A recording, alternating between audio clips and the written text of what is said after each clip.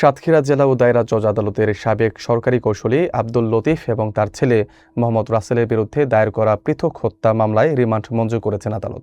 বৃহস্পতিবার অতিরিক্ত chief judicial magistrate আদালতে শুনানি শেষে এই আদেশ দেওয়া হয়। রিমান্ড শুনানিকে কেন্দ্র করে আদালত প্রাঙ্গণে উত্তেজনা সৃষ্টি হয় এবং বিক্ষুব্ধ জনতার প্রতিক্রিয়াও দেখা যায়।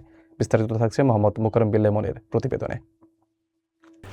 সাতক্ষীরা জেলা ও দায়রা জজ আদালতের সাবেক সরকারি কৌশলী আব্দুল লতিফের 4 দিনের এবং তার ছেলে মোহাম্মদ রাসেলের 3 দিনের রিমান্ড মঞ্জুর করেছেন আদালত।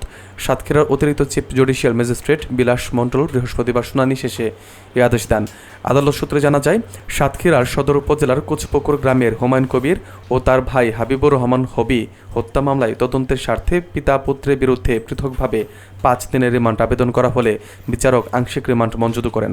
এদিকে রিমান্ড আদেশের পর আদালত থেকে জেল হাজতে নেওয়ার সময় আব্দুল লতিফ ও তার ছেলের উপর বিক্ষুব্ধ জনতা পচা ডিম নিক্ষেপ করে।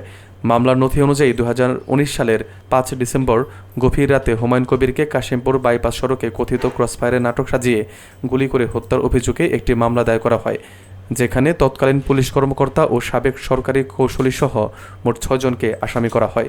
অপরদিকে হাবিবুর রহমান হবি হত্যা মামলায় 30 নম্বর আসামি হিসেবে অভিযুক্ত হন আব্দুল লতিফের ছেলে মোহাম্মদ রাসেল।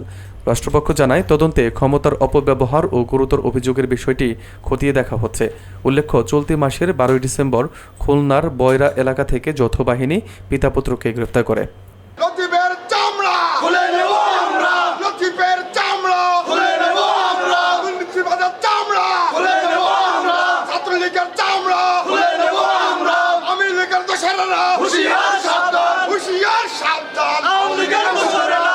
তিনি নিরীহ মানুষের কাছ থেকে যে অর্থ আত্মসাৎ করেছে, যা এই সাতক্ষীরা জেলার ইতিহাসে স্মরণীয় ঘটনা। আজকে যারা কোর্টের চত্বরে তাকে নিয়ে আসছে, অনেক লোক আমাদের পাশ থেকে বলছে আমার ছেলের জামিন ধরার জন্য 1 লক্ষ টাকা নিয়েছে, অনেকে বলছে আমার কাছ থেকে 50,000 টাকা নিয়েছে।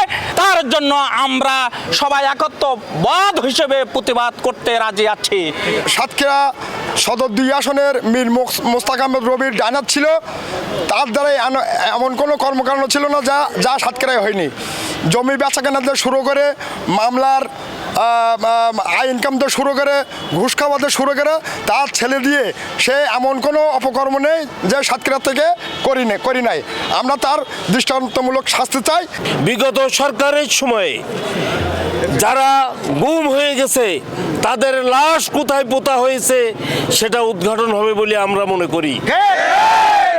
অর্ধেক রাত্রে রসুলপুর এবং কামাননগর গোরস্থানে রোড ব্লক করে দিয়ে পুলিশ এবং তার সহযোগীরা এই যে বিভিন্ন মানুষকে হত্যা করে লাশ গুম করতে বলে আমাদের কাছে তথ্য আছে।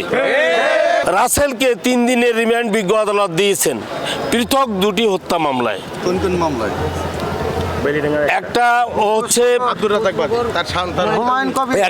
হুমায়ুন কবির হত্যা মামলা, আর একটা হচ্ছে হাবিবুর রহমান হত্যা মামলা।